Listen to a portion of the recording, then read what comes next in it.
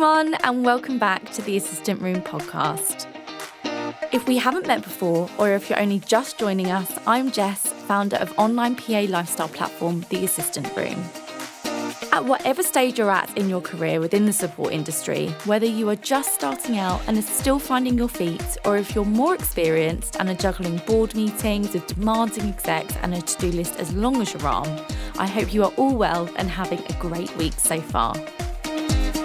For episode 4, I sat down with the amazing Holly Beilby, who is the Executive Assistant to the EMEA Chairman and Vice President of EMEA Communications at Salesforce.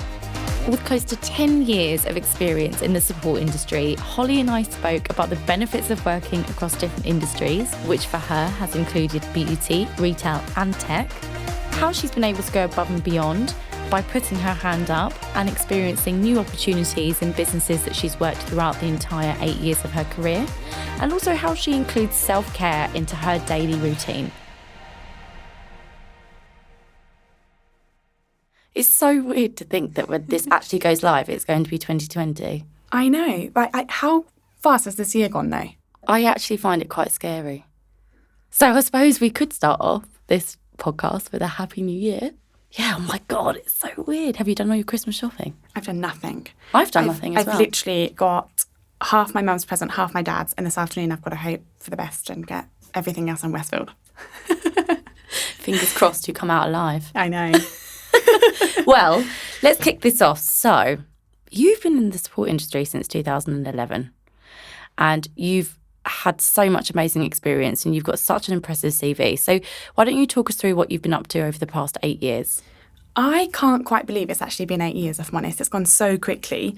But my journey began having left sixth form, not fully committed to university, but knowing I needed to do something and get some experience under my belt. So I was fortunate to land a role in an executive support team working directly for someone called Sophie, who was the senior EA and events manager to the managing director of a hair and beauty business. Wow. Yeah, it was awesome. I was 18, super passionate about the industry and the products. I just jumped in head first.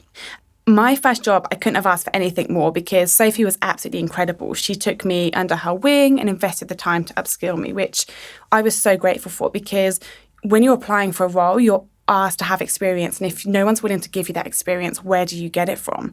We worked together for about a year before she went on maternity leave, and I interviewed for her role. It wasn't long after when I was offered that position, and I never looked back. I mean, don't get me wrong, there were others who were more qualified or experienced than me, and so naturally you're going to have people challenge whether it was the right decision for the MD at the time to make. But I'm not one to shy away from a challenge, and their uncertainty made me more determined to blow their expectations and achieve in the role, which is what I did. So I'd say it taught me early on in my career about resilience, keeping a positive attitude and believing in myself, not comparing myself to others and doubting my own ability. I was in the job for about 4 years. So by the age of 22, I'd achieved managing a board of 8 vice presidents, direct line managing admin support, managed events with budgets in excess of £800,000, and introduced a new corporate charity, which to the day I still support and absolutely love. I left the world of hair and beauty and took an amazing opportunity to work for Starbucks, which is one of the most admired companies in the world. Honestly, I was so excited about the future, what I was going to learn, the network I was going to be able to create, and the doors that were hopefully going to be opened, and it didn't disappoint. The role quickly became more than, let's say, your traditional executive or personal assistant, in the sense that, of course, your core remains the same, the diary management, the complex travel and event management, etc.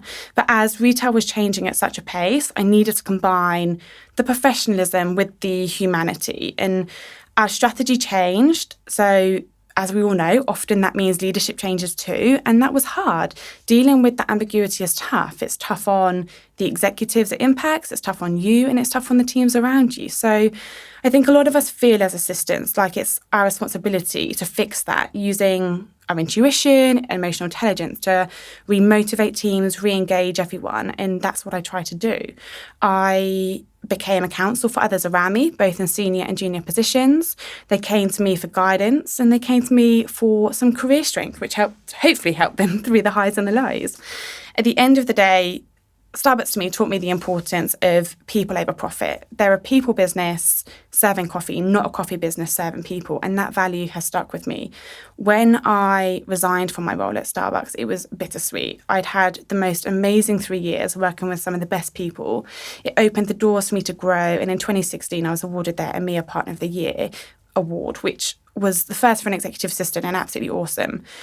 But sometimes the hardest thing and the right thing are the same, and I had nowhere left to go in my role. So I made the hard decision to hang up my green apron and jump into tech with Salesforce, which is where I am now, supporting our Chairman of Europe and Vice President for PR and Corporate Communications across the UK and Ireland, continental EMEA and Asia Pacific.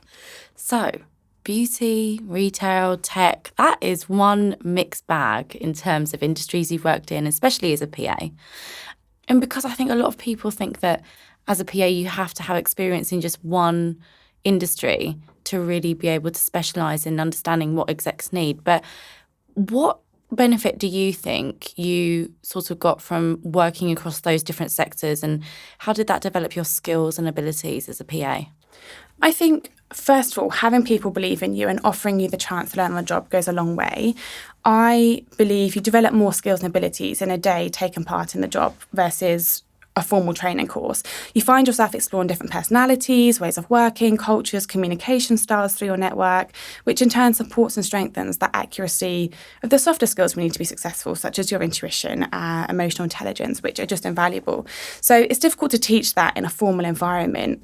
In terms of how has working across the different industries helped me develop my skills as an assistant, they are all very customer focused and so super fast paced. You have to react quickly to the shifting customer behaviours. I learned very quickly that I seriously needed to develop a well-balanced judgment and be well-balanced in my decision making. All industries go through their periods of change. When I worked in the hair and beauty sector as well as retail, they had their moments, and you have to become resilient. You have to be versatile. And I believed in not being a bystander. If you feel something isn't right, whether that's culturally or professionally, don't be afraid to share your feedback. Your executive values your judgment. So that was important for me to learn. I read an article the other day actually that said, as an assistant, nurture is our nature. So it suggests that when I achieve my goals, I know it's helping my team 10 times more. So no matter the task, I'll get a thrill out of the joy that comes with knowing it's my effort that's positively impacting them and keeping things running smoothly. Yeah, but you should always make that known, shouldn't you? If you really achieve something amazing, you should definitely celebrate that with your team. Definitely. And I think a lot of sometimes our weakness as an EA is that we don't articulate our value and we're very, very humble. It doesn't come naturally to us to shout from the rooftops. Like, we're in the background getting a lot of our stuff done quietly. So yeah, you should definitely celebrate those wins. Yeah, 100%. And if we talk about supporting PAs and we kind of carry on that train of thought, at Salesforce, you have such an amazing sort of support network between you all as assistants that's supported by the company, which is absolutely amazing. I mean, I've obviously been into your office and I've seen exactly how it works, and it was just so refreshing to see. But unfortunately, not everyone has that same opportunity. And also, I think it's still something that's quite new, where a lot of people are only starting to see the benefit of having that support network. So what advice would you give to assistants at any level in terms of getting involved with an internal PA network? We are super lucky at Salesforce to have such a fantastic EA network. Obviously, you came in a few weeks ago and supported us with a fireside chat. But I think at Salesforce, if you're looking for one overarching concept that makes it so fantastic, it would be the Ohana. So Ohana is a Hawaiian term meaning family, and it's a part of our company's foundations, which gives us this deep-seated support network where we take care of one another, support each other, and have fun together. The network is still very UK-centric, which we're working on for the new year, but we do proactively make our meetings and all hands as inclusive as possible. So we open up Google Hangout as an example, so it doesn't matter where you are, you're always welcome to join. My advice would be, no matter how many PAs, EAs within your business, don't underestimate the value of networking, whether that's an internal or an external group. You can exchange best practice, learn about new business techniques, stay up to date on the latest industry trends. You have the opportunity to hear from different perspectives and experiences that no doubt will inspire those fresh ideas that you can bring back to your day-to-day. It massively strengthens your business connections, both for you and your executive. When you're given that task that seems impossible, you're always likely to know someone who can help. And by spending time together, getting to know their company or team culture, it just supports you build that bigger picture to get you the most out of that relationship. Being around like a like-minded group of people who understand with a look what kind of day you're having, that's important. And don't be shy to reach out to them when you need that support. But at the same time, to balance that, I'd say just remember that, not everyone is going to want to be a part or have the time to be actively involved in a network. And that's okay. So just don't feel disheartened by that. Yeah, and I suppose support comes in lots of different ways, doesn't it? You don't Absolutely. have to be at every single networking event to show that you're happy to help each other or help others or that you need help. I always say that as PAs and EAs, we don't just support the people that are on our job descriptions, but we're also a support to each other. And it's so important to remember. You're 100% right. There aren't many people who really understand what this job entails. But you're completely right. You can give someone that you have not seen for years and years and years just a single look. But because you do the same job, they know exactly what that means. Exactly. And you help each other through that stuff. I mean, it's so important. So, just don't underestimate the value of that. It doesn't you don't have to have a big group of you. It can be as small or as large as you like. But just having that support team around you goes a long way. Yeah, fab. Well, so as well as being an executive assistant, you've also managed lots and lots of different areas of the businesses that you've worked in. And that includes huge event budgets. You've line managed other staff. You've led projects. You've dealt extensively with PR. So your roles have always been much bigger than what the traditional PA/EA role would be seen as. Yeah. So how did you have access to those opportunities? I think I've always been willing to stretch beyond my comfort zone and take on those new responsibilities. I tend to take the harder route and jump in at the deep end, but also it's probably the one that gives you the most or the largest sense of accomplishment at the end. I suppose I've always proactively looked for ways to improve my skills and drive my career forward. And for me, when you have a good relationship with your executive, where they trust you, they're confident you have their best interests at heart, they know that they will get the highest possible return from you when they encourage you and support you gaining access to those opportunities. So I've been lucky where I've always had that supportive executive and they've supported opening those doors. And I recently attended a keynote with President Obama where he shared 2 life lessons, which was to be kind and be useful. He believes everything tends to boil down to that. So if you're kind and you're useful, usually in whatever field you're in, people will appreciate working with you and being with you. And that's really stuck with me. That's really cool. That must have been an amazing event. It was incredible. It was amazing. I can only imagine what it must be like to actually be in the same room when he's giving those sorts of speeches and those talks, because it just must feel like the energy must feel absolutely amazing. 100%. He was so personable, so down to earth, and everything he shared in the time he was on stage was just so relatable. Oh, I'm so jealous. So jealous. Well, I suppose maybe you're not as busy as Barack Obama, but you do have a super, super busy schedule and you have an intense set of responsibilities. I mean, Salesforce is a huge business. Obviously, Starbucks was a massive business. As we spoke about a moment ago, you've always kind of gone out of your comfort zone and, really, really pushed yourself in terms of taking new things on board. So throughout that entire period of 8 years, have you found or developed any self-care techniques that you sort of practice maybe before or after work or in, a really stressful situation or when something or a really busy period is coming up? Yeah, I mean, when we spoke a few weeks ago, I said I won't lie, I'm still working on this and I'm still trying to figure out what that right balance is for me.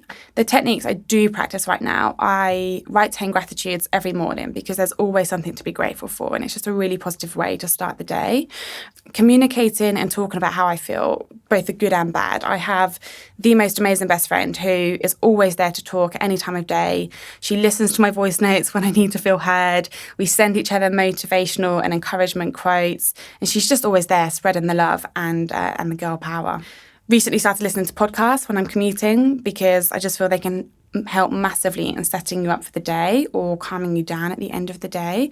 And of course, I try to work out as often as I can, eat well and get a good night's sleep. But isn't it crazy though that as assistants, we'd make sure our execs don't burn out, and we prioritise that, but we never prioritise our own burnout in the same way. Yeah. And ultimately, what good are we if we don't look after ourselves? No, and burnout is absolutely, it is one of the most common issues that we all face, especially at this time of the year when nobody's particularly feeling very well, or if you're in rainy London anyway, it's very, very easy when you're on the tube particularly to pick something up.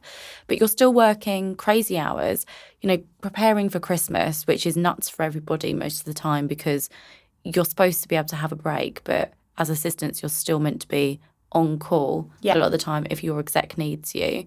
So it's hard. It is really hard work. It is, and I think it's a learning curve for us all, and we are probably all still on that journey. I don't think it comes easy, but it's so important. And in the same way you prioritise it for your exec, you definitely need to prioritise it for yourself. 100%. And if you have a really, really great boss, they will also understand that you need that time for yourself. Definitely. Too. So, brilliant. Well, so what would you say is on the horizon for Holly Beilby going forward? What's next? Oh, wow. Well, kickstarting the new year, we have the World Economic Forum in Davos, which will be intense but super exciting.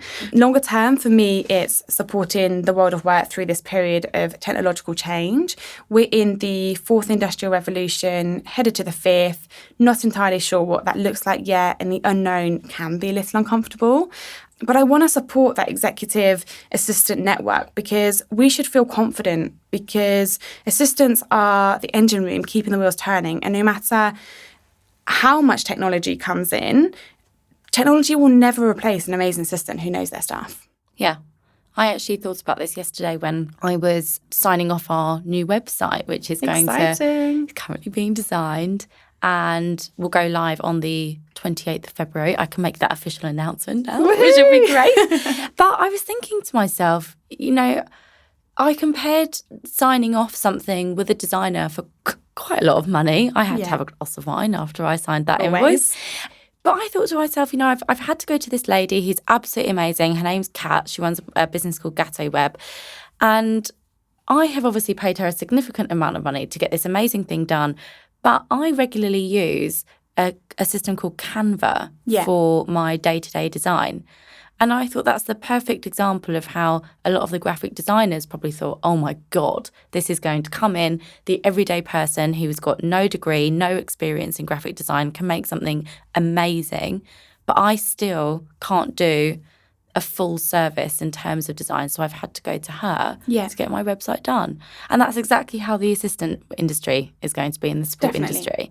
And it does feel uncomfortable the more you have virtual assistants and artificial intelligence. But, my boss, he believes that, you can't replace that assistant. You can't replace that humanity piece. So I don't think we have anything to worry about, but I definitely think we need to jump right in and embrace it.